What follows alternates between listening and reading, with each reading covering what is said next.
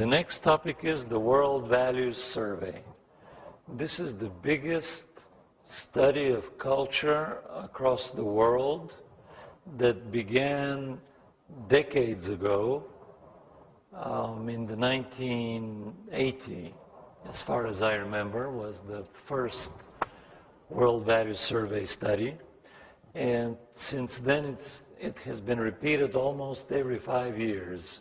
They do the same study across some 50, 60, 70, up to 80 countries at a time across the whole world.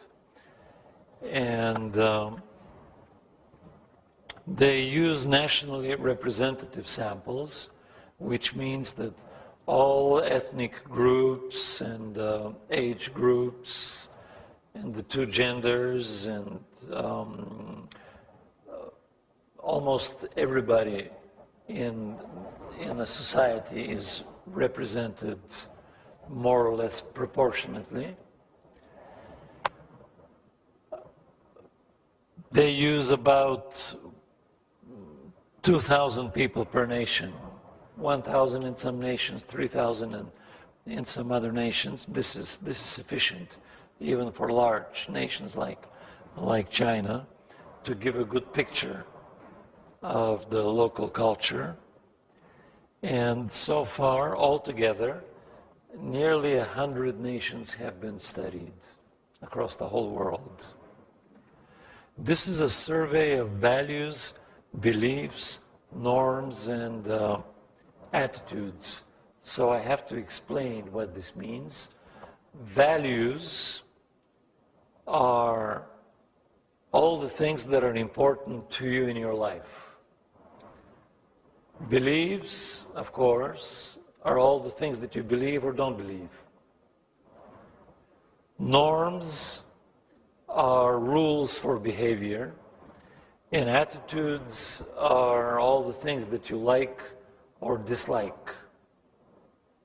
The World Values Survey also measures feelings, it measures happiness, it measures subjective health, to what extent you think that you're healthy, and all kinds of other interesting things. It also measures political orientations and much more.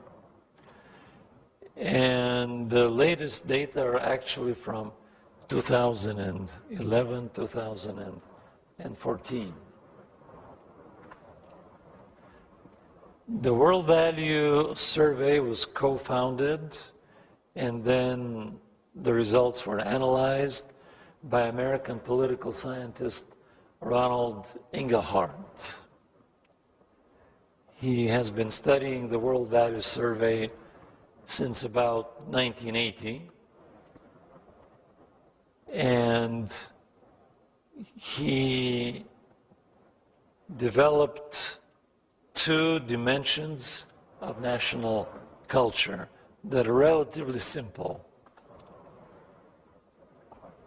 One of them is called traditional, and it focuses mostly on differences in religion, such as importance of God in people's lives. In some countries, most people say, God is very important to me. In other nations, most people say that they're not religious, and religion and God play little role or no role at all in their lives.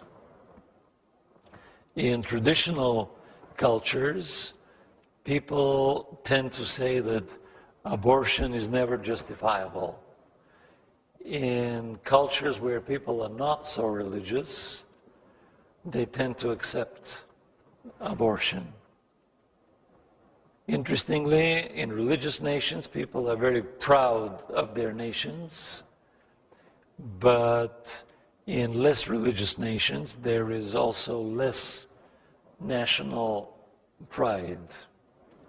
The explanation for this is quite complex, and I'm not going to go into this issue, but there are theories that explain why these things go together.